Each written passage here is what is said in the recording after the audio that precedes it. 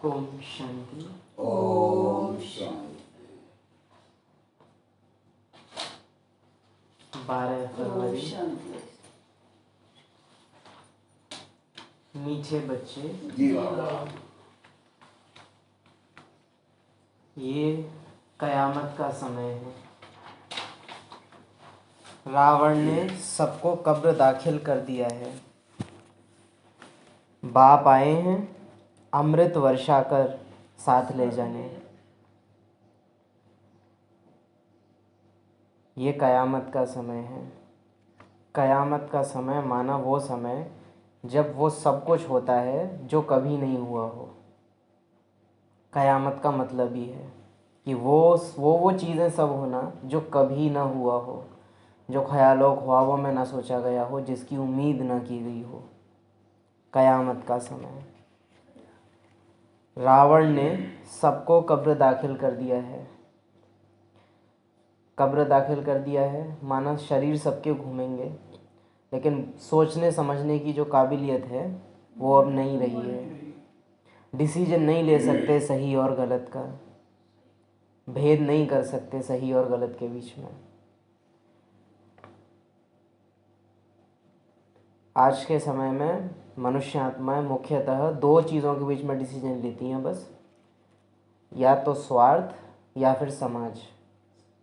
या तो वो करेंगे जो स्वार्थ को फेवर करता हो, या वो करेंगे जो समाज को फेवर करता हो। लेकिन सही करना, चाहे वो शास्त्रों की मत अनुसार हो या वो ब्राह्मण आत्माओं के लिए श्रीमत प्रमाण हो, लेकिन वो दोनों ही चीज़ें बहुत कम देखने में आती हैं। इसी को कहते हैं रावण ने सबको कब्र दाखिल कर दिया है। बाप आए हैं अमृत वर्षा कर साथ ले जाने। अब अमृत वर्षा किसकी अमृत वर्षा? ज्ञान अमृत वर्षा।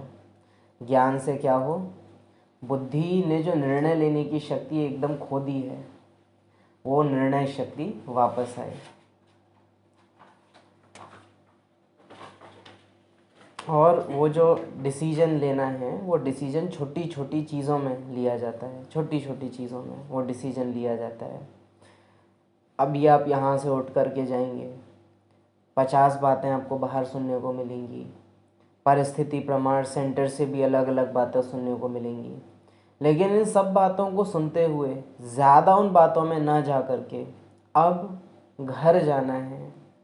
इस पुरानी दुनिया में मेरा समय पूरा हुआ।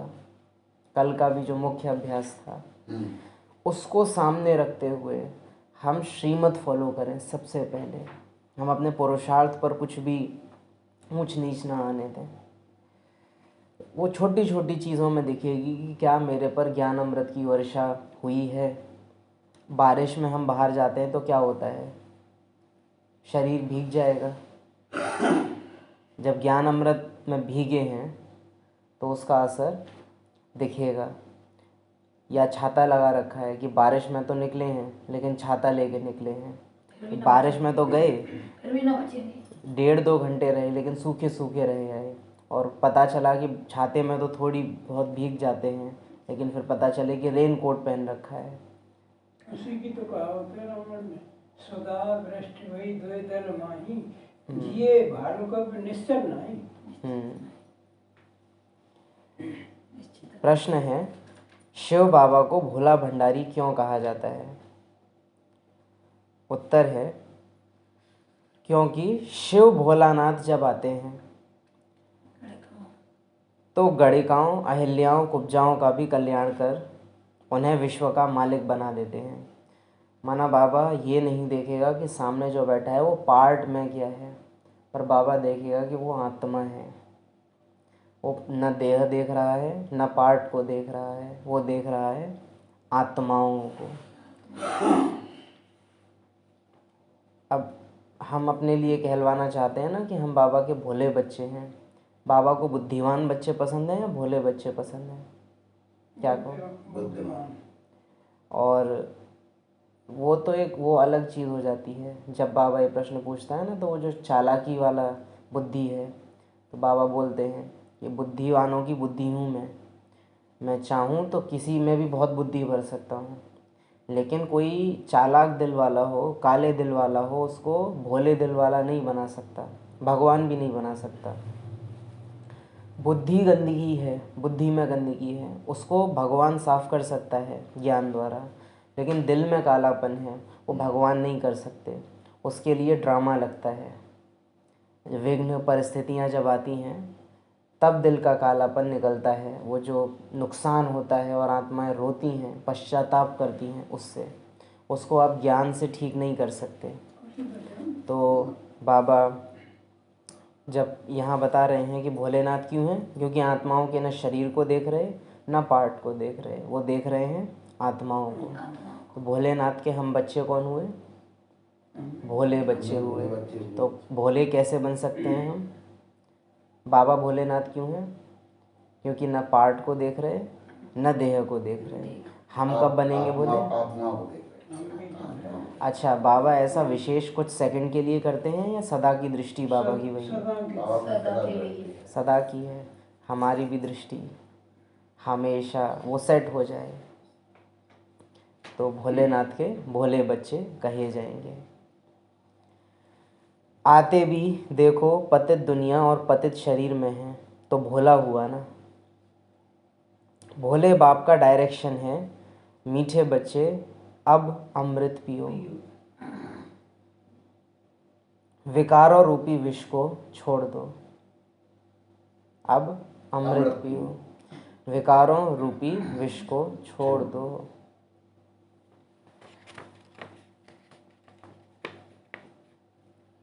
ओम शांति। ओम शांति। दूर देश के मुसाफिर आते हैं, तुम भी मुसाफिर हो ना। जो भी मनुष्य आत्माएं हैं वह सब मुसाफिर हैं। आत्माओं का कोई भी घर नहीं है, आत्मा है निराकार। निराकारी आत्माएं निराकारी दुनिया में रहने वाली निराकारी आत्माएं हैं। यहाँ की भावना से जो हमारे अंदर बैठा हुआ है ना घर, तो ऐसे आत्मा का इस मिसल कोई घर नहीं होता। निराकारी आत्मा निराकारी दुनिया में रहती है, क्योंकि घर शब्द में ही भावना है जिसमें एक लिमिट है। सारा संसार की आत्माओं का वो घर है, तो वो घर नहीं दुनिया है पूरी। लेकिन हम घर शब्द यूज़ करते हैं क्योंकि घर शब्द में हमारी भावना है। लेकिन ये हमको याद रहे, परम धाम को अगर मुझे घर कहना है तो इसके साथ एक कंडीशन है, मुझे संसार की सारी आत्माओं को मेरा भाई स्वीकार करना होगा, तभी घर होगा। क्योंकि वो सारी आत्माओं का घर है, न कि केवल मेरा। तो अगर मेरे यहाँ दिल में स्वीकार्यता नहीं है, संसार में किसी भी एक आत्मा से अगर मेरी नफरत है, मुझे एंट्री नहीं है घर में। इसलिए परम धाम में आत्माएं टिक नहीं पाती, याद नहीं कर पाती। परम धाम की अनुभूति, ज्वालामुखी योग, बीज रूप स्थिति, ये सब नहीं बन पाती। किसी भी एक आत्मा के प्रति मेरे दिल में नफरत है तो मुझे घर अनुभव नहीं होगा। कल हम ये देख रहे थे, आपने बोला था कि प्रोग्राम 15 तारीख को आपके यहाँ, तो निमंत्रण दे देना। तो हमने बुद्धि चलाई अपनी, तो 1-2 पाठ जो है हमने लगा, इनसे तो हमारी जो है खैर, आत्माओं का कोई भी घर नहीं है, आत्मा है निराकार। निराकारी दुनिया में रहने वाली निराकारी आत्माएं हैं, उनको कहा जाता है निराकारी आत्माओं का घर, देश व लोक।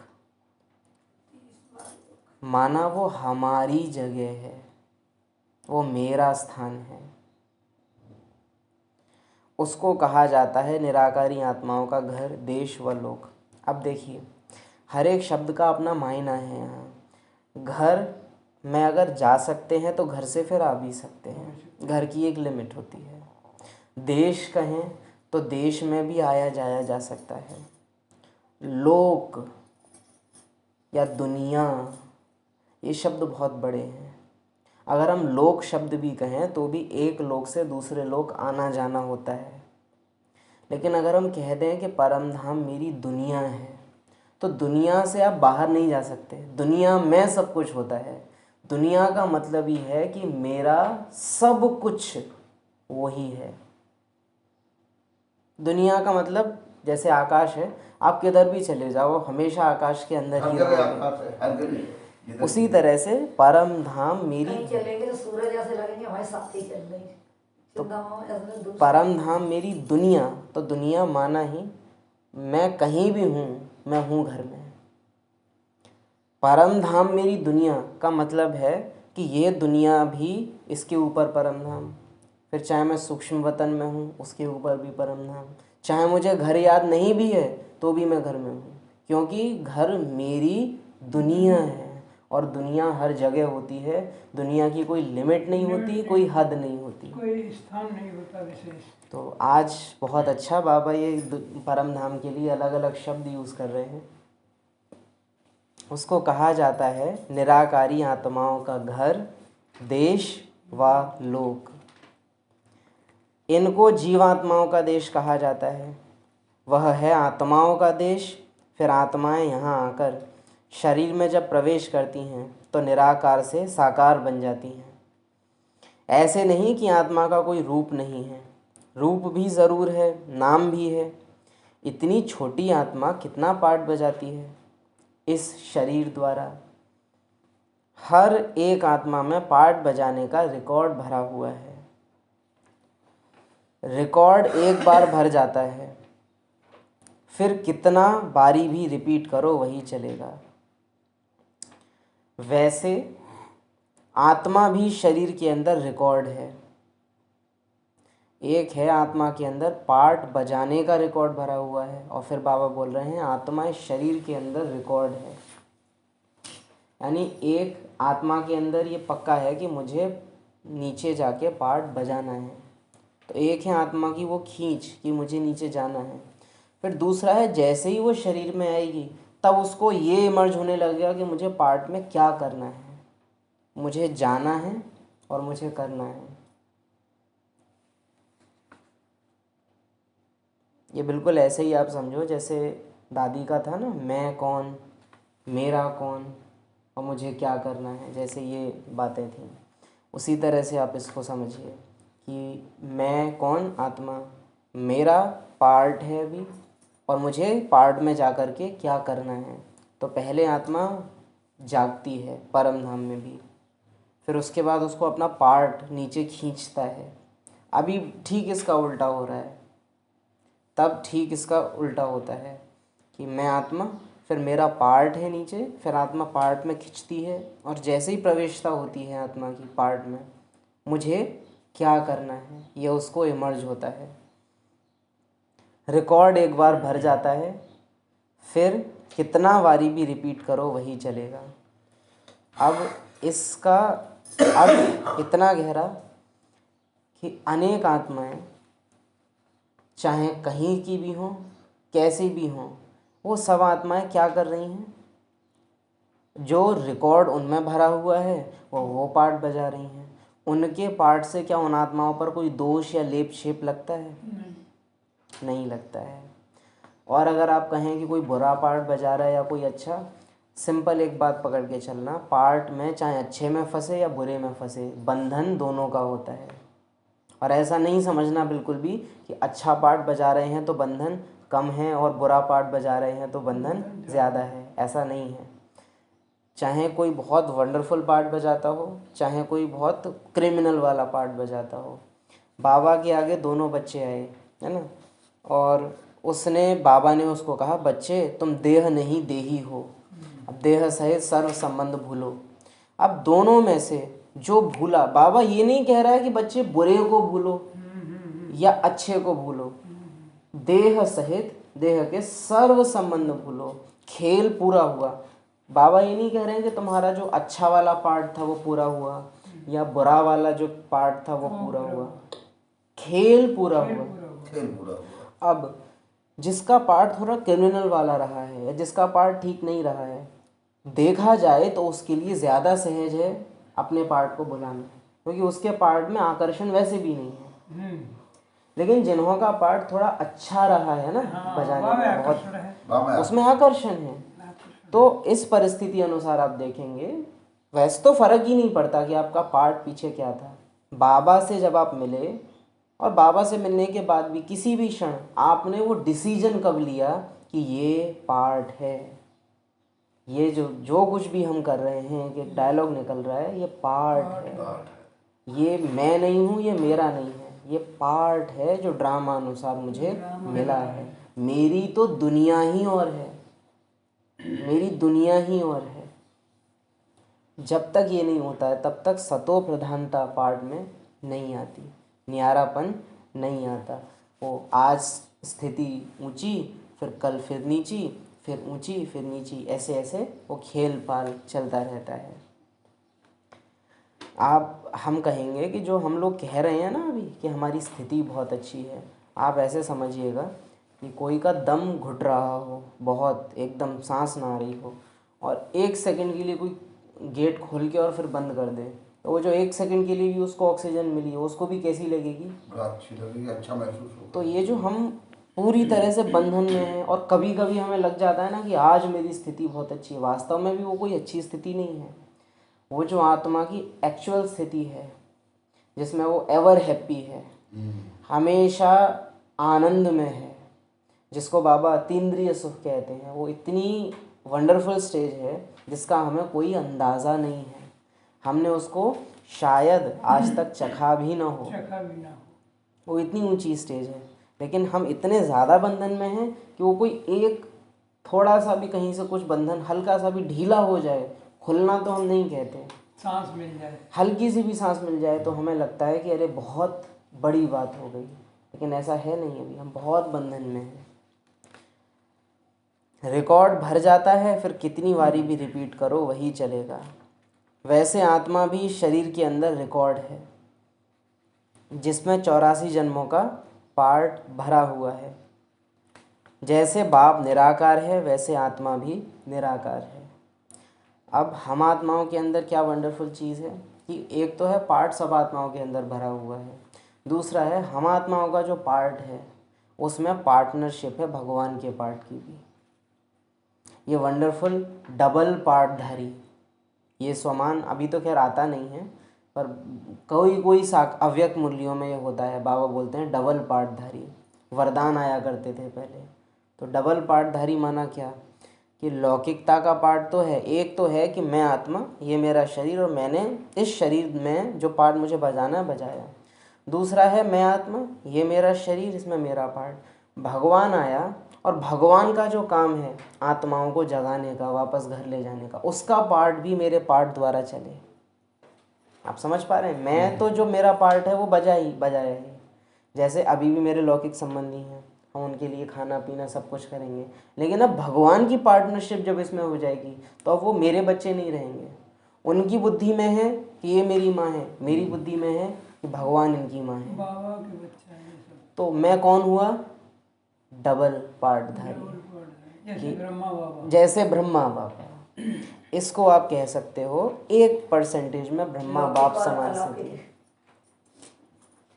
कि मेरा पार्ट है, मेरे पार्ट में पार्टनरशिप है भगवान की। इसको कहेंगे भगवान हमारा साथी है।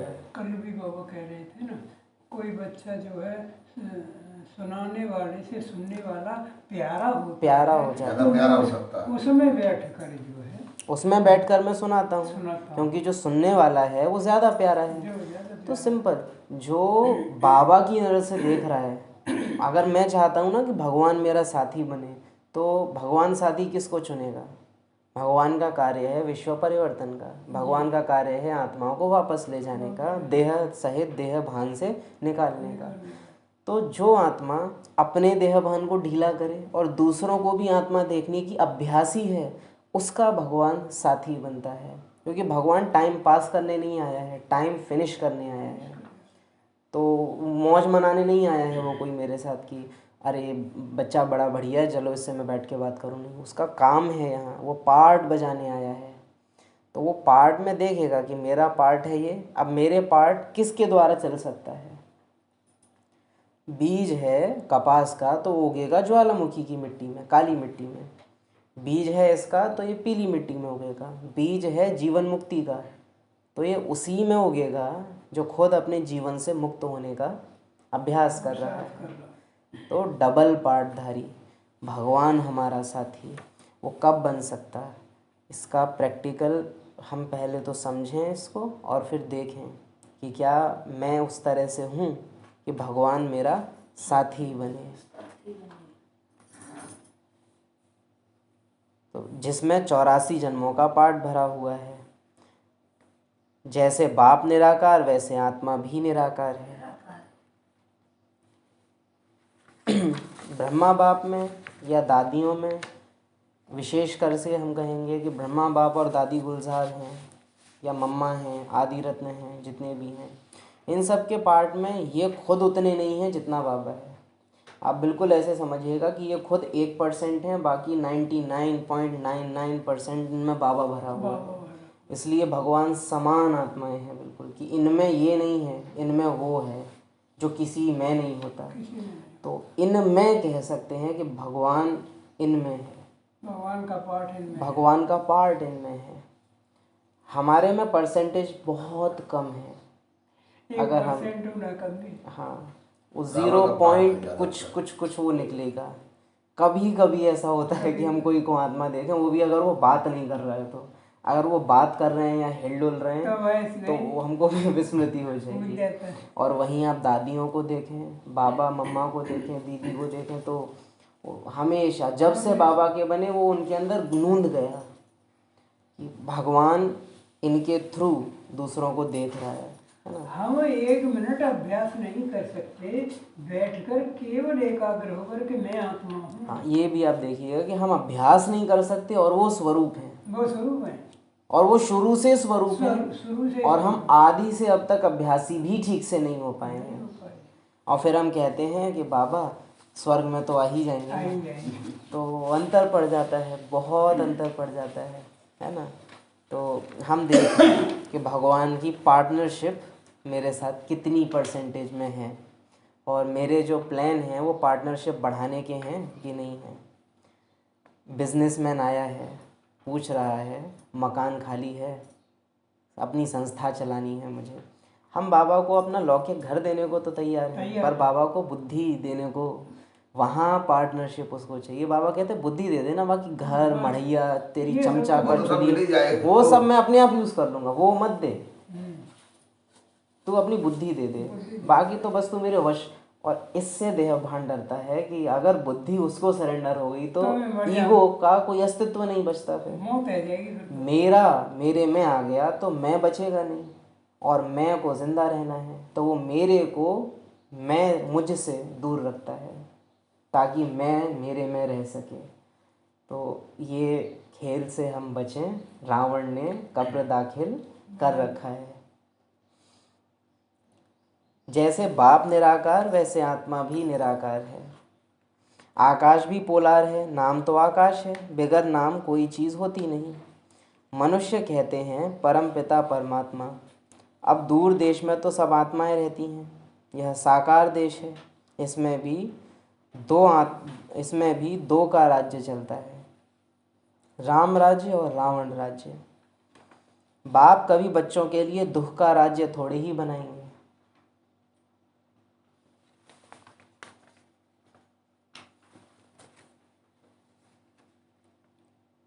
आधा कल्प है रामराज, आधा कल्प रावण राज।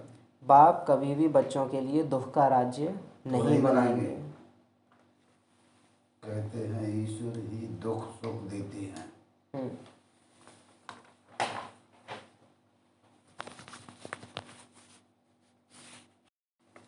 कहते हैं ईश्वर दुख सुख देते हैं, बाप समझाते हैं मैं कभी बच्चों को दुख नहीं देता हूँ।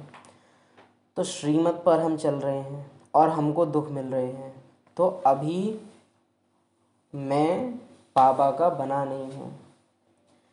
मेरे में अगर बाबा का हिस्सा, मतलब मेरे में जो पार्टनरशिप है वो जिस दिन बाबा की पूरी हो जाएगी, उस दिन कुछ भी हो, किसी भी परिस्थिति में मेरे को दुख की फीलिंग नहीं आ सकती। दुख की परिस्थितियाँ आएंगी पर दुख की फीलिंग नहीं आएगी। दुख की फीलिंग अगर आ रही है तो इसका मतलब क्या है, बाबा का बना नहीं। परिस्थिति होंगी, फीलिंग नहीं होगी, क्योंकि बाप कभी बच्चों को दुख नहीं देता। अगर दुख है तो अभी मेरे में मैं ज़्यादा है, बाबा कम। जिस दिन बाबा ज़्यादा हो जाएगा, मैं कम, उस दिन दुख भी चला जाएगा। मेरा नाम ही है दुख हरता, सुख करता। यह मनुष्यों की भूल है, ईश्वर कभी दुख नहीं देंगे। इस समय है ही दुखधाम, नई चीज़ अच्छी और पुरानी चीज़ खराब दिखाई देती है, तो पुरानी चीज़ को खलास किया जाता है। नई चीज़ अच्छी, पुरानी चीज़ खराब दिखाई देती है, तो पुरानी चीज़ को खलास किया जाता है। अच्छा, बाबा नई चीज़ है या पुरानी चीज़ है? बाबा तो चीज है, पुरानी चीज है वैसे तो, उस हिसाब से देखा जाए। गहराई है इस पॉइंट में, वो दिख रहा है बहुत नॉर्मल है, बट है नहीं है। जिसके अंदर का भगत अभी भी जिंदा है, जो अभी जीते जी मरा नहीं है, उसको लगेगा बाबा पुराना, और बाबा का पुराना लगना आपको नुकसान करता है। बाबा मेरे लिए आया है, आया है का मतलब ही नया है। भक्ति में मैंने जिसे पूजा था वो भगवान था, ये वही भगवान है, लेकिन बाप है। वो भगवान था जिसको मैंने पुकारा था, ये बाप है जो अभी आया है। अभी जो आया है तो जिसको मैंने पुकारा था वो नहीं आया है, वो तो भगवान था। वो भगवान है, ये बाप है, नया है। नई चीज़ में रुचि होती है। अगर हम ये सोच के चलते हैं ना, अगर मेरे अंदर का भगत नहीं मरा है, तो हम मुरली को भी नॉर्मली लेना शुरू कर देते हैं। लेकिन हमें वो फीलिंग निरंतर रहे कि ना मैं पुराना, ना बाबा पुराना। मेरा जन्म, जैसे ब्रह्मा का जन्म कब हुआ? जब शिव बाबा का अवतरण हुआ। मेरा जन्म कब हुआ?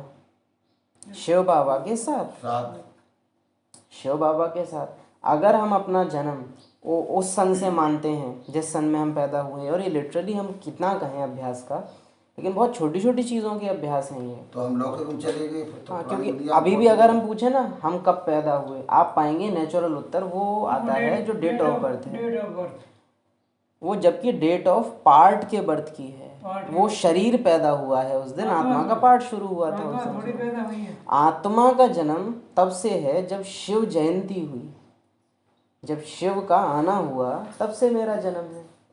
तो बाबा नया, मैं भी नहीं। अब मुझे लगेगी कि पुरानी दुनिया में मेरा समय पूरा हुआ।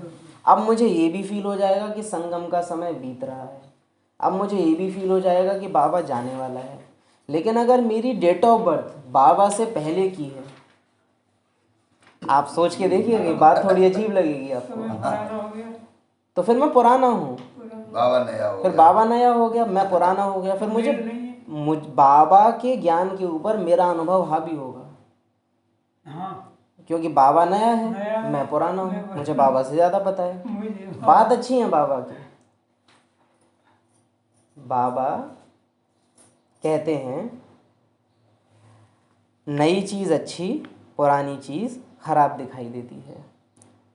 तो अगर मेरा जन्म बाबा के साथ का है ना, भगवान के साथ के हैं, हम कह सकते हैं हम भगवान के साथ के हैं।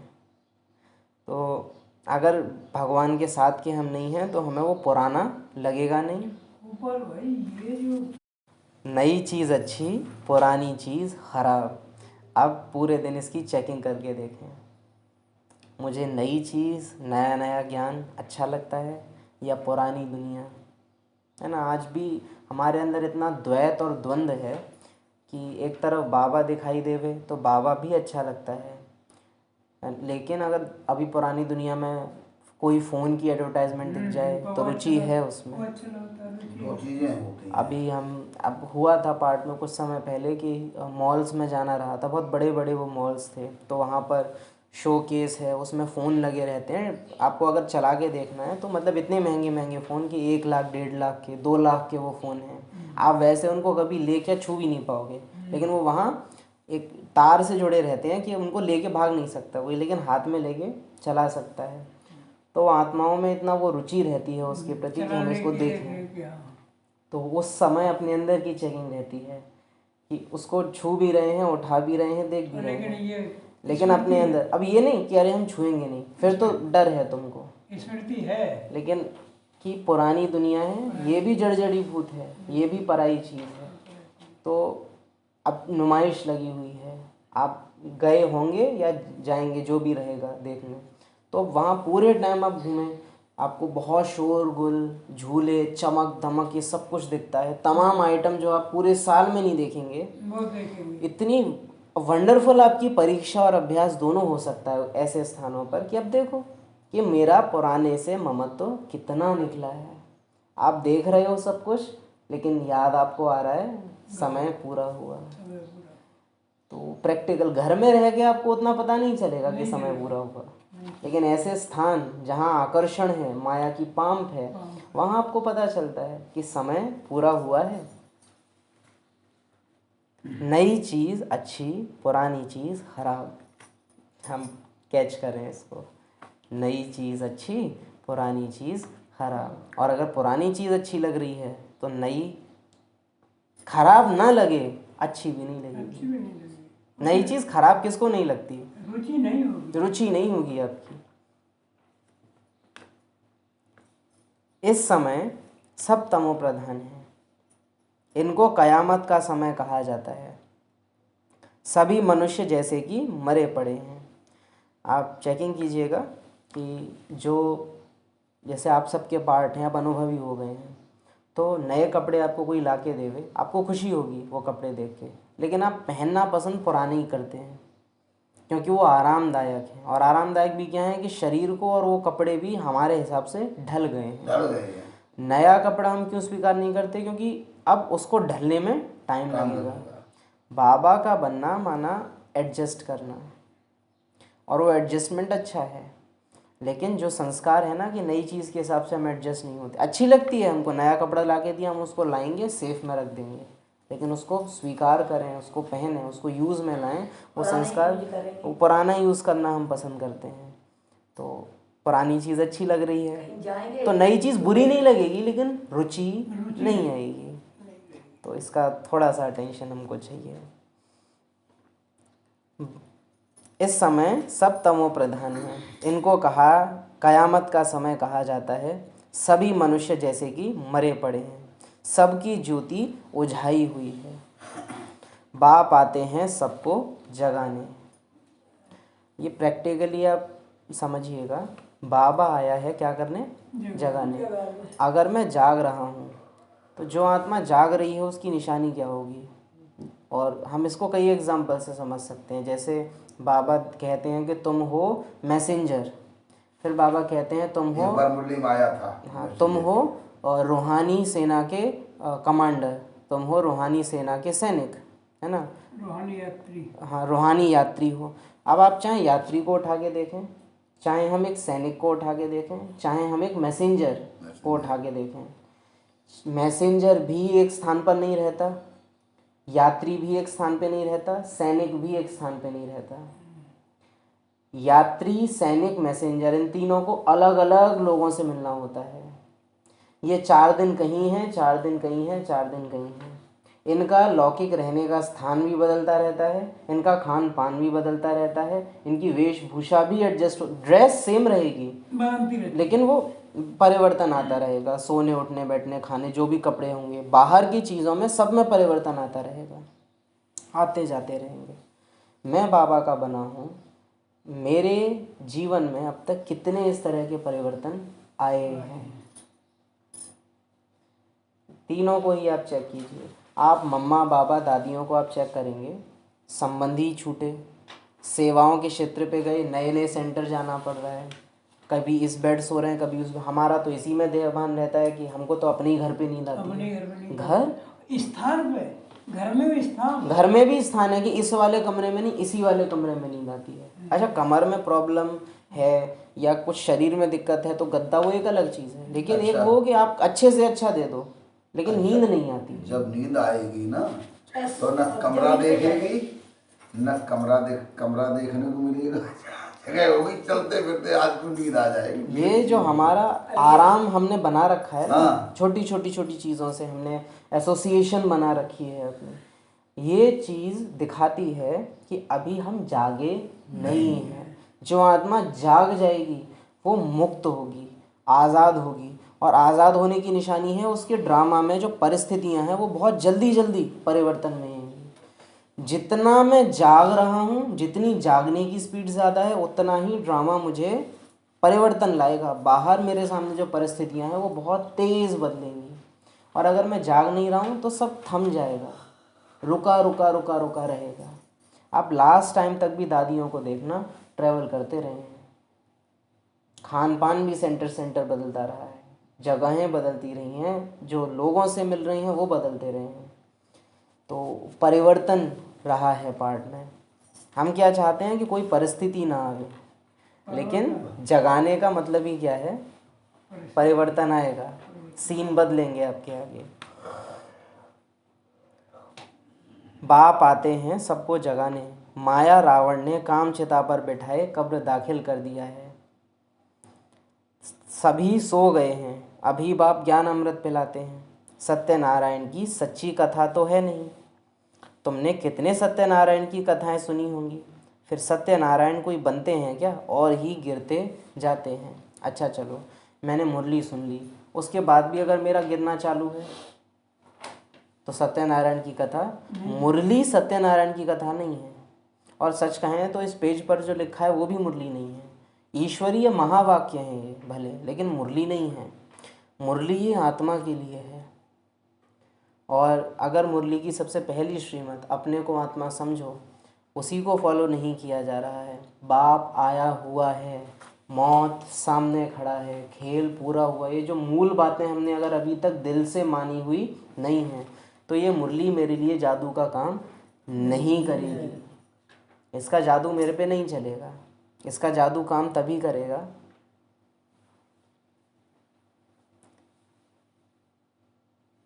तुमने कितनी सत्यनारायण की। आप याद रखना, बाबा की एक कहानी कहना है और वो बहुत सूक्ष्म रहता है।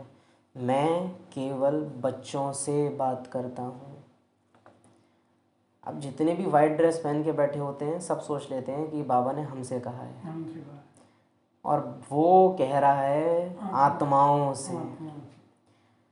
आप ब्रह्मा कुमार बन सकते हो सफ़ेद कपड़े पहन के, लेकिन आप शिव बाबा के बच्चे नहीं बन सकते वाइट कपड़े पहन के।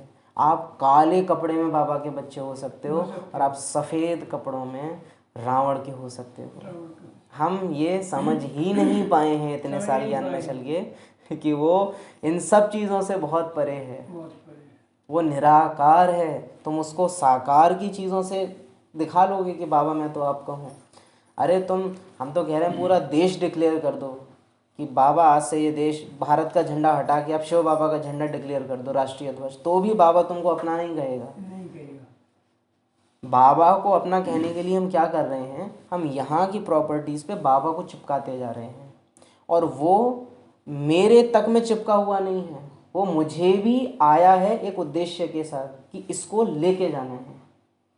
वो मुझे भी किस भावना से देख रहा है कि मैं इसको लेके जाऊँ, और फिर जब ये आत्मा अपने घर में है तब ये मेरा बच्चा है।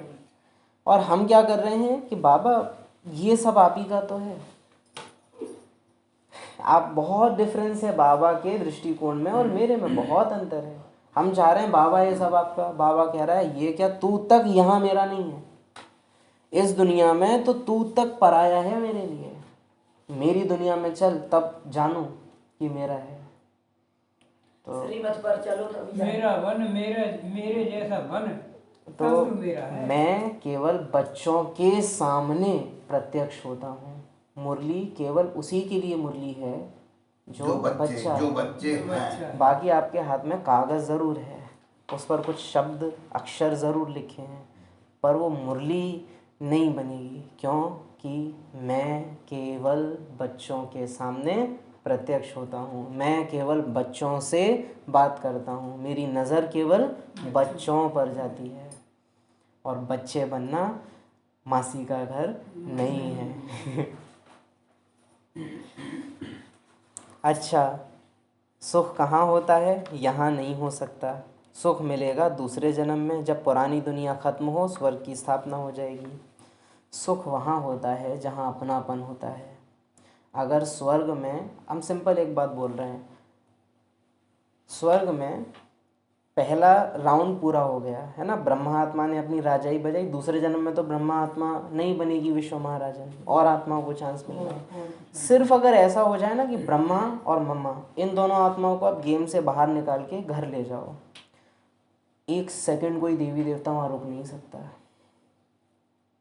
अगर स्वर्ग में 33 करोड़ आत्मा रुकी भी हुई है ना, तो इसके कारण क्योंकि उनका पिता वहाँ है। माता पिता 800 करोड़ आत्माएं अगर यहाँ रुकी हैं, सिर्फ एक कारण है, जहाँ इवन इस सेकंड भी अगर ब्रह्मा आत्मा घर की तरफ अपना रुख कर लेना कि सूक्ष्म वतन भी छोड़ो, मैं घर जाऊँ, तत्क्षण आत्माओं के पार्ट खत्म होके उनको खींच होने लगेगी कि मैं घर जाऊँ, क्योंकि कनेक्शन है। मैंने पकड़ा है तुम्हारा हाथ, तुमने पकड़ा है औरों का हाथ। तो उस एक ने अगर ये डिसाइड कर लिया ना कि मुझे घर जाना है, जिसको बाबा ने कहा है कि घर की चाबी ब्रह्मा के हाथ में है। जैसे रेडियो का तार स्टेशन से जुड़ा होता है। हाँ, और ब्रह्मा की चॉइस है अभी कि ये मेरे थ्रू ना हो, ये अपने आप डिसाइड करें कि हमको घर जाना है। इसी को पुरुषार्थ की मार्जिन कहते हैं, वरना वो सब कुछ अकेले करने में सक्षम है। वो ब्रह्मा रीसेट बटन है इस ड्रामा का, वो उसको जो कर देगा वो पूरे कल्प को हो जाएगा। वो आज़ाद हो गया तो सब आज़ाद हो जाएंगे, वो घर चला गया तो सब घर को चल लेंगे। तो वो जो ब्रह्मा को होगा वो सबको हो जाएगा। वो ड्रामा का मुख्य एक्टर है, मुख्य एक्टर जो करेगा पूरे ड्रामा पे उसका इफेक्ट जाएगा। और हम सब नंबरवार मुख्य एक्टर्स हैं। ब्रह्मा का प्रभाव बस इतना है कि संपूर्ण सृष्टि पर है, हमारा प्रभाव हमको जो सर्कल मिला हुआ है उस पर है।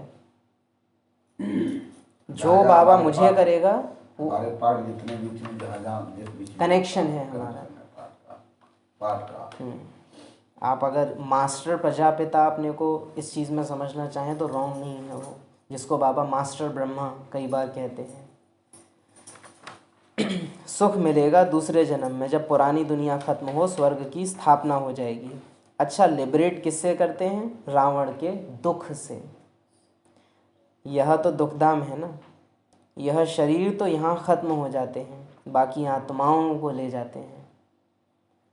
पहले साजन फिर सजनी जाती है, वह है अविनाशी सलोना साजन।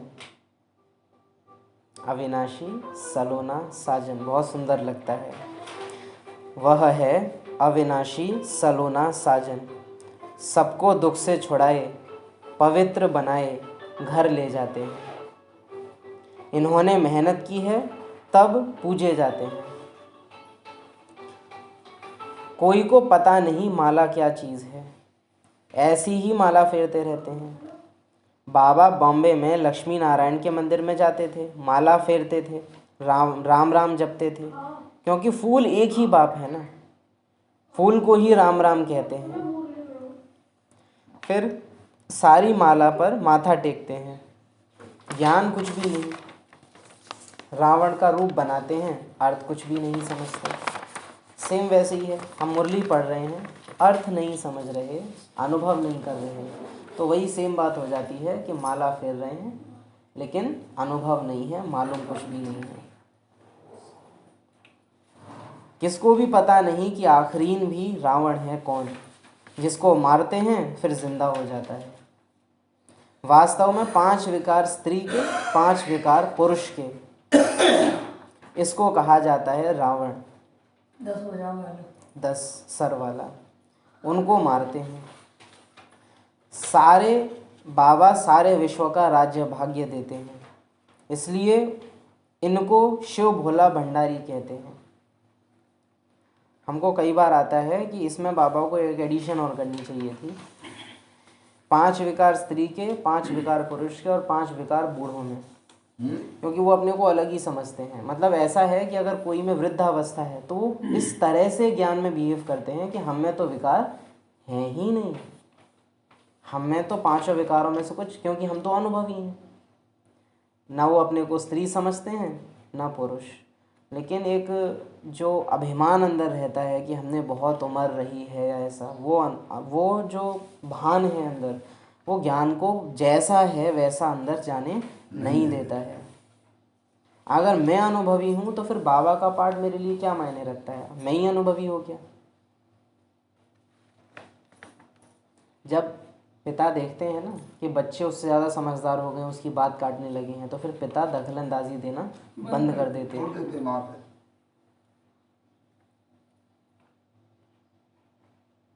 रावण का रूप बनाते हैं, अर्थ कुछ भी नहीं जानते। किसको भी पता नहीं है कि आखिरी भी रावण है कौन, किसको मारते हैं फिर जिंदा हो जाता है। वास्तव में 5 विकार स्त्री के, 5 विकार पुरुष के, इनको कहा जाता है रावण। उनको मारते हैं। बाबा सारे विश्व का राज्य भाग्य देते हैं, इसलिए इनको शिव भोला भंडारी कहते हैं।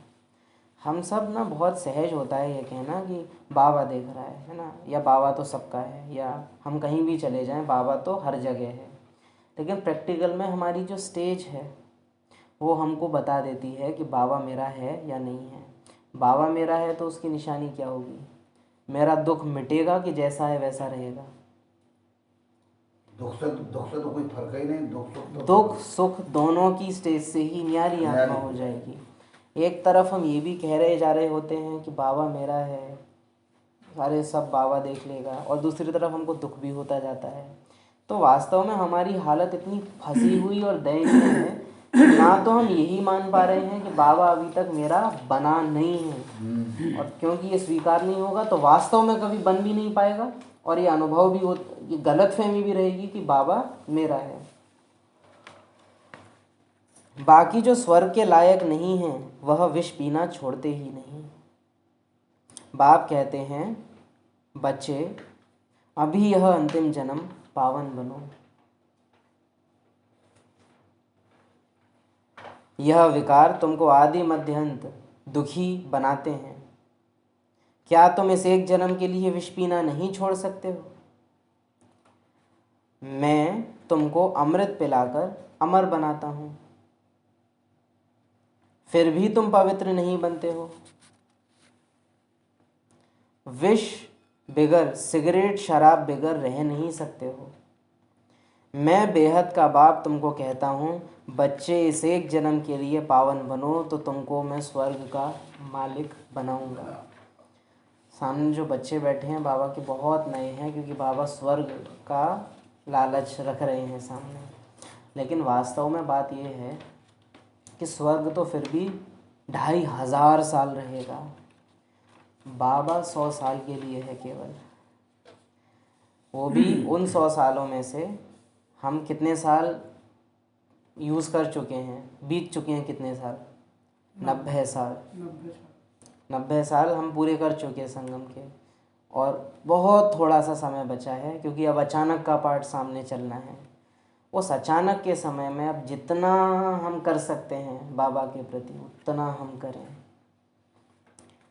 विष बिगर, सिगरेट शराब बिगर रह नहीं सकते हो। मैं बेहद का बाप तुमको कहता हूँ बच्चे इस एक जन्म के लिए पावन बनो तो मैं तुमको स्वर्ग का मालिक बनाऊंगा।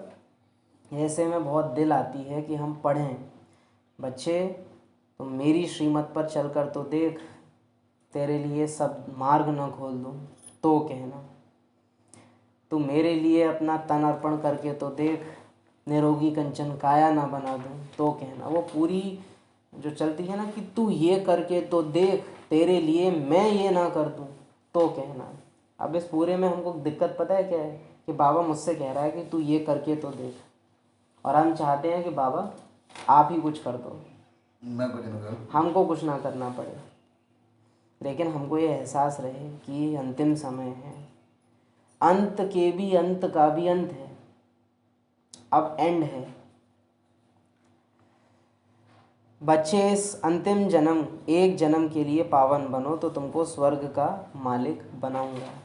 पुरानी दुनिया का विनाश और नई दुनिया की स्थापना करना यह बाप का ही काम है।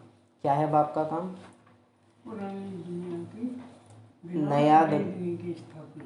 पुरानी दुनिया का विनाश, नई दुनिया की स्थापना स्थापना। करना। अच्छा, नया घर पहले बना लोगे या पुराना टूटेगा पहले? पुराना टूटेगा पहले। अच्छा, पुराना टूटेगा और जब उसका नया मलबा बनाएंगे। भी साफ होगा। हैं? मलबा भी साफ मलबा भी साफ होगा, और जब पुराने घर का जो मलबा होता है वो नए घर की ज़मीन बनती है। कोई भी घर अगर टूटे तो पुरानी जो घर का मलबा है उससे लेवल उठाते हैं उसका, हाँ ऊंचाई है। और फिर उसके ऊपर नई जो बिल्डिंग है वो खड़ी होती है। अगर मेरी पुरानी दुनिया, नीचे से उतर के ऊंचा से ऊंचा। है ना, अगर मेरी पुरानी दुनिया यानी मेरे को इनसे नफ़रत है, मेरे को इनसे लगाव है, मुझे ये पसंद है, मुझे वो जगह बहुत पसंद है, उन्होंने इतने साल पहले मेरे साथ ऐसा किया, अगर मेरी इस पुरानी दुनिया का विनाश नहीं हुआ है और इसका मलबा समतल नहीं हुआ है ना, कई बार क्या है कि हम उनको छोड़ पीछे बहुत आए हैं, लेकिन आज भी अरे वो दिन, बाबा हम गीत गा रहे हैं ज्ञान में, वो दिन कितने प्यारे थे, लेकिन तब याद नहीं आ रहे, और अभी लौकिक बात आ जाए तो वो याद है। वो याद आ जाएगी। माना मलबे में से भी कई बार ये फर्श कितना बढ़िया, तो अभी मेरी पुरानी दुनिया का विनाश हुआ नहीं है, तो नई दुनिया की स्थापना। हम लोग तो मकान बना ही बना था। हाँ हाँ। तो भाइयों में बंटवारे के चक्कर में एक तो बेचेंगे मकान को। हम्म। इतना रोए थे हम, इस मकान को नहीं बेच सकते हैं, चाहे आत्मा इसी में समाता है, लेकिन बेचेंगे नहीं। ये कही हमने, ये बहुत रोए, लेकिन बेचा नहीं, मेरी आत्मा ने कहा है तो बेचा नहीं, मकान उसी वही है। तो वो इतना हमको वो लगाव हो जाता है उन प्रॉपर्टी से, और बाबा कह रहे हैं मधुबन तक नहीं रहेगा। हम यहाँ प्रत्यक्ष भगवान को देखें हैं कि हम भगवान ने जो दुनिया बनाई तो साकार में भी वो मधुबन है। बाबा कहता है ना सेंटर बचेंगे ना मधुबन बचेगा। तुम अपने घर का सोच रहे हो, वो तो स्थूल है। चलो हम बात कर रहे हैं सूक्ष्म की। अगर पुराने संस्कार, पुरानी आदतें, पुराना देखने का, जीने का तरीका, पुराने व्यंजन, अगर उनका विनाश नहीं हुआ है तो नए सतो प्रधान संस्कारों की स्थापना वो नहीं होगी। वो नहीं सकती। मैं बेहद का बाप तुमको यही कहता हूँ, पुरानी दुनिया का विनाश और नई दुनिया की स्थापना करना यह बाप का ही काम है, और तुम्हारे पास काम है नहीं। माना हमने क्या लगा रखा है बोर्ड की, अभी काम थोड़ा रोको, अभी हमको काम नहीं कराना है, नहीं कराना। और बाबा वेट कर रहा है कि कब काम वो शुरू करे, पुराना का विनाश और नए की स्थापना। जहाँ बच्चा ये समझने लग जाए कि हाँ अब तो हम ज्ञान में चल ही रहे हैं, अब तो कुछ परिवर्तन की आवश्यकता नहीं, तो समझ लो कि मकान का टूटना बंद हो गया है। जहाँ ये भाषा आ जाए, कर लेंगे, हो जाएगा, देखा जाएगा, बदल तो रही ही हैं। लौकिक में अगर मकान बनना शुरू हो तो हम क्या चाहते हैं, धीरे धीरे बने यार, एकदम बन जाए, एकदम मतलब बिल्कुल ऐसे चाहते हैं कि मैं यूं आंख बंद करूं और यूं खोलूं तो मकान बना नया बन के तैयार हो जाए। बहुत समय लगता है। नए कपड़े लेने जाने हैं, अरे कब पहुंचेंगे कब पहुंचेंगे, इतना हमको उतावलापन रहता है कि कब हो। और जब बात यहाँ पर आने के विनाश की है तो कर लेंगे ना, अभी तो समय पड़ा है ना। तो इससे दिखता है कि हमारा जो भान है पुराने में वो बहुत है, बहुत है। परमपिता परमात्मा को अकाल मूर्त कहते हैं। बाप है महाकाल, कालों का काल। वह काल तो एक दो को ले जाएंगे, मैं तो सभी को ले जाऊंगा। वो काल तो एक दो को ले जाएंगे, मैं सभी को ले जाऊंगा। तो कहा ना कि बाबा हमको देख भी इस नजर से रहा है कि बच्चे अगर ये तेरी दुनिया है ना तो तू ही मेरा नहीं है। फिर बाबा को बच्चों से प्यार है घर में, जिन बच्चों को घर से प्यार नहीं उनका बाबा से प्यार नहीं है। बाबा देखता ही इस नज़र से है कि किस वैरागी से प्यार है बाबा का। जो कमल पुष्प समान यानी ऊपर उठा हुआ है उससे प्यार है बाबा का। अगर अमृत वेले बाबा देख रहा है ना कि उठ के तो बैठा है नियम प्रमाण पर, इसको अगर अभी मैं इसको जाके पूछूं ना ओए चलें तो नहीं है, इसको कोई वो अंदर नहीं है कि बाबा चलो, वो वैराग्य की फीलिंग ना नहीं है उठते ही। पुरानी दुनिया से वैराग्य है ही नहीं है अभी वैराग्य इसका, और वैराग्य नहीं है तो फिर बाबा हटाओ औरों के पास में जाऊँ, और रोज़ वो चेक कर रहा है वैराग्य आया इसको नहीं आया। वैराग्य आया है इसको? नहीं आया। और रोज़ अमृत वेले बीत रहे हैं। मेरा अमृत सी आप क्या है पता है, मुरली तो फिर भी आप किसी तरह से इंटरेस्ट लेके या किसी तरह से आप उसमें अपनी रुचि ले आओगे। अमृत वेले अगर बाबा की तरफ से मुझे कुछ महसूसता नहीं होती है तो मैं अमृत वेला पावरफुल कर ही नहीं सकता, चाहे कितनी युक्ति में लगा लूँ। और अमृत वेला पावरफुल एक ही युक्ति से हो सकता है, दिन में वैराग्य लाएं। वो दिन में हम कुछ ना कुछ अभ्यास करें जिससे मेरा बंधन कुछ छूटे। फिर बाबा देखता है कि कल के मुकाबले आज इसमें परिवर्तन आया है। फिर अमृत वेले बाबा भी अपनी साइड से मुझे देखता है, मैं भी बाबा को देखता हूँ, याद से याद मिलती है और अमृत वेला पावरफुल होता है। लेकिन अगर दिन में बाबा देख रहा है, मुझे सदगुरु देख रहा है ना पूरे दिन कि कोई वैराग्य नहीं है, ये खा रहा है, खाते में पूरा स्वाद में डूबा है, नहा रहा है, इसको एक बार भी याद नहीं आया कि मैं शरीर को नहला रहा हूँ, चलते फिरते अपने को आत्मा समझ नहीं रहा है, संबंधियों को आत्मा देख नहीं रहा है, अमृत वेले बाबा के मैं किस काम का हूँ? आप सोचिए। कैसे देखे हो? अभी तो अमृत वेला अगर आप बाबा से रिश्ता रखते हैं ना तो आपको महसूसता होगी कि अभी बाबा को ये भी इंटरेस्ट नहीं है अमृत वेले के मैं इस बच्चे को कुछ दूं। अभी बाबा को ऐसे बच्चे चाहिए जो अमृत वेले बाबा के संग चलें कि चलो बच्चे, काम है, बहुत बिजी है वो, क्योंकि उसको लाखों करोड़ों आत्माओं को टच करना है और उसके पास हैंड्स की कमी है। और मैं अपने खुद के बस का भी मिलन मना नहीं पा रहा हूँ और उसको ज़रूरत है औरों के प्रति हैंड्स की ज़रूरत है, उसको राइट हैंड चाहिए। तो अमृत वेले पावरफुल होने का एक ही है, वो दिन में हम वैराग्य बाबा को दिखे मेरे में कि मेरे में वैराग्य है। ये रहता है कि आज अमृत वेला नहीं किया, आज बाबा को याद करते करते अंदर ही से अंदर करते ही रहते, मतलब ये बैठ के नहीं कर पाता है, काम करते हैं। आज हमने बाबा के लिए टाइम नहीं निकाल पाते, वो बैठ नहीं पाते, जग नहीं पाएगा, नहीं कर पाए, ये अंदर रहता है। वह काल तो एक दो को ले जाएंगे, मैं सभी को ले जाऊंगा। इसलिए महाकाल कहते हैं, बाप आकर तुम बच्चों को कितना समझदार बनाते हैं। अगर मैं बना हूँ तो अलग बात है, बाकी बाबा तो बना रहा है।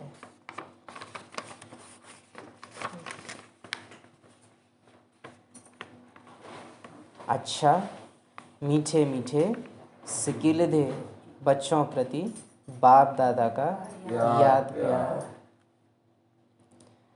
पुरानी दुनिया के विनाश की स्मृति दिलाने वाले, पुरानी दुनिया की विनाश की स्मृति दिलाने वाले, पुराने से दिल हटाकर नए में दिल लगाने वाले, पुराने से दिल हटाकर नए में दिल लगाने वाले, सर्व आत्माओं के प्रति समानता का भाव सिखाने वाले, सर्व आत्माओं के प्रति समानता का भाव सिखाने वाले, बेहद का वैरागी बनाने वाले, बेहद का वैरागी बनाने वाले, ऐसे मीठे मीठे ऐसे मीठे मीठे बाप दादा को बाप दादा को याद प्यार। याद प्यार।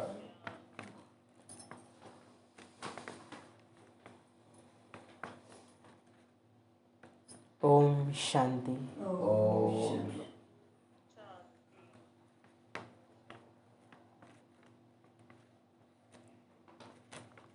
इस अंतिम जन्म में विष को त्याग अमृत पीना और पिलाना है। नई चीज़ अच्छी और पुरानी चीज़ खराब दिखाई देती है तो पुरानी चीज़ को खलास किया जाता है। पुरानी चीज़ अगर खराब लग रही है तो खलास करो, नई अच्छी लग रही है तो स्वीकार करो। याद रहे वो नया है, उसको नया ही पसंद आएगा। इसलिए दादियों को आदि रत्न कहा जाता है, ब्रह्मा को आदि देव, मम्मा को आदि देवी कहा जाता है। आदि का मतलब ही है नए, जिनसे शुरुआत हो रही है, और हम अभी भी पुराने हैं। हमें आदि का आधा भी नहीं दिख रहा है और वो पूरे के पूरे रत्न ही आदि हैं, आदि रत्न।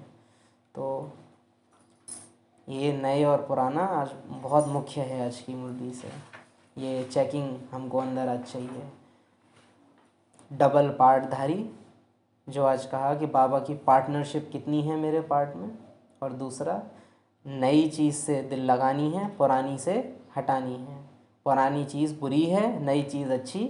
पुरानी चीज़ बुरी है तो बुरे को खलास करो, पुराने को खलास करो। ये शब्द आजकल की मुरलियों में आप बड़े पकड़िए। पुरानी दुनिया में मेरा समय पूरा हुआ, पुराना नया, ये काफ़ी है अभी। वरदान, अपनी अलौकिक रूहानी वृत्ति द्वारा सर्व आत्माओं पर अपना प्रभाव डालने वाले मास्टर ज्ञान सूर्य भाव। किस द्वारा? अपनी रूहानी अलौकिक। हम चाहें तो यहाँ बहुत सुंदर सुंदर चीज़ें लगा सकते हैं, बहुत डेकोरेशन कर सकते हैं, बहुत अच्छा भोग बना सकते हैं, पर भोग मैक्सिमम जितनी देर वो खा रहे हैं उतनी देर टेस्ट याद रहेगा। सजावट जितनी देर यहाँ है उतनी देर दिखेगी, और डेली डेली आएंगे तो वो उसके भी आदी हो जाएंगे। लेकिन ये पुरानी चीज़ें हैं सब। सेंटर अच्छा बनाना या खाना नया नया बनाना, ये कोई नई चीज़ें नहीं हैं, ये पुरानी चीज़ें हैं। नया क्या है? अपनी अलौकिक रूहानी वृत्ति द्वारा सर्व आत्माओं पर अपना प्रभाव डालना, ये नया है। हमको भूलता नहीं है। आज हम सेंटर पर कितनी चीज़ें सोचते हैं कि ये कर लें, वो कर लें, फलाना। दादियों के पास किराए के कमरे थे, कई बार लिपे हुए कमरे थे। टोली के नाम पर उनके पास सब्जी रोटी रहती थी, एक एक कौर वही खिला देते थे, और दादियों ने मधुबन को खड़ा किया है। तो क्या था उसके पीछे? अपनी अलौकिक रूहानी वृत्ति द्वारा सर्व आत्माओं पर अपना प्रभाव डालने वाले मास्टर ज्ञान सूर्य। लेकिन अब वो रूहानी वृत्ति ना रही, अब भाव का दिखावा रहेगा। भाव का ज़्यादा हो गया है अभी। जैसे कोई आकर्षण करने वाली चीज़ आसपास वालों को अपनी तरफ आकर्षित करती है, सभी का अटेंशन जाता है, वैसे जब आपकी वृत्ति अलौकिक रूहानियत वाली होगी तो आपका प्रभाव अनेक आत्माओं पर स्वतः पड़ेगा। अलौकिक वृत्ति अर्थात न्यारे और प्यारेपन की स्थिति। कौन सी स्थिति? न्यारे और प्यारेपन की स्थिति स्वतः अनेक आत्माओं को आकर्षित करती है। ऐसी अलौकिक शक्तिशाली आत्माएं मास्टर ज्ञान सूर्य बन अपना प्रकाश चारों ओर फैलाती हैं। लेकिन उसके लिए अभ्यास चाहिए, नए और पुराने का। उसके लिए अभ्यास चाहिए डबल पाठधारी होने का। स्लोगन, सदा स्वमान की सीट पर स्थित रहो तो सर्व शक्तियाँ आपका ऑर्डर मानती रहेंगी। स्वमान की सीट पर स्थित हो तो अव्यक्त इशारे, ज्ञानी बनने के साथ साथ स्नेही बनो। स्व की सेवा विश्व सेवा का आधार है। सेवा में सिर्फ दो शब्द याद रखना, एक निमित्त हूँ, दूसरा निर्माण बनना ही है। इससे एकता का वातावरण बनेगा, एक दो के सहयोगी बनेंगे। तेरे मेरे की शान मान की टकराव की भावनाएं समाप्त हो जाएंगी। किस किस से? स्व की सेवा विश्व सेवा का आधार है। अगर महत्व स्व का ज़्यादा है, विश्व का कम है। विश्व का कम ज़्यादा की बात नहीं है, स्व पर जितना ज़्यादा अटेंशन। हम वरदान आज का बहुत वंडरफुल है, आप इसको देखिए, आपको अव्यक्त इशारा अपने आप समझ में आ जाएगा। जब आपकी वृत्ति अलौकिक और रूहानियत वाली होगी तो आपका प्रभाव अनेक आत्माओं पर स्वतः पड़ेगा। अलौकिक वृत्ति अर्थात न्यारे और प्यारेपन की स्थिति स्वतः अनेक आत्माओं को आकर्षित करती है। तो बजाय कि किसी से व्यवहारिकता में बहुत अच्छे होने के, जो बाबा का कार्य है उस कार्य को करने में मददगार बनो, अलौकिकता के सहयोगी बनो। सबसे बड़े से बड़ी मदद यही है कि मैं अपने अंदर का जो अंधेरा है वो मिटाऊं, अपना देहभान ख़त्म करूं। ये बड़े से बड़ी मदद है बाबा की। बाकी सब आत्माओं पर प्रभाव अपने आप पड़ेगा। देखिए, दो रास्ते हैं हम सबके पास।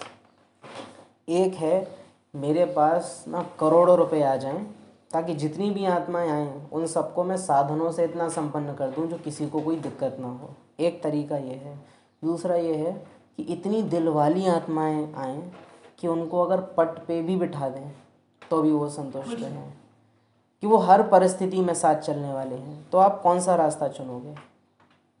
पैसे मिल जाएं ताकि सबको संतुष्ट कर लो, या ऐसी आत्माएं मिलें जो हैं ही संतुष्ट मणि? संतुष्ट मणि रहना चाहिए। हम आज के टाइम में बाबा से साधन मांग रहे हैं बहुत। मैक्सिमम सेंटर्स पर यह है कि साधन, ताकि आत्माओं को संतुष्ट मणि जब हो जाएंगे तो साधन की कोई आवश्यकता कोई आवश्यक, हम फिर से याद दिलाएंगे, आदि सब साधन है ही। रत्नों, नवीन रत्नों ने क्या किया? रूहानियत की वृत्ति उनकी ऐसी थी, स्थिति उन्होंने ऐसी बनाई। दादियों की क्लास में बहुत ज़्यादा भीड़ नहीं हुआ करती थी, बहुत थोड़े थोड़े स्टूडेंट्स थे, लेकिन वो थोड़े स्टूडेंट्स की पालना इतनी शक्तिशाली थी कि उन स्टूडेंट्स ने आगे चलकर यज्ञ का विस्तार इतना बड़ा किया। तो प्रैक्टिकली आज के टाइम में हम अपनी रूहानियत पे फिर से कहेंगे डबल पार्टधारी बाबा। मेरे पार्ट में बाबा के पार्ट की कितनी पार्टनरशिप है। बाबा दादियों इन सब में 100% बाबा रहा है, अपनी हस्ती ही मिटा दी है इन्होंने। बाबा इतना ज़्यादा इनके अंदर रहा है, मेरे अंदर बहुत कम है बाबा की पार्टनरशिप। मेरे अंदर मैं और मेरापन बहुत ज़्यादा है, इसलिए दूसरे को देखते ही मेरे अनुभव बाहर निकल के आते हैं। तो मुख्य सर्विस, स्वसेवा, सब कुछ यही है। लौकिक सो अलौकिक, वो परिवर्तन को लाओ। पुरानी दुनिया, विशेष पॉइंट याद रखना आज, पुरानी चीज़ ख़राब लगती है, नई चीज़ अच्छी लगती है। पुरानी चीज़ ख़राब है तो उसको खलास कर दो। जब तक पुराने का विनाश हुआ नहीं है तब तक नए की स्थापना होगी नहीं। ओम शांति। ओम कुछ फल ले आओ ना।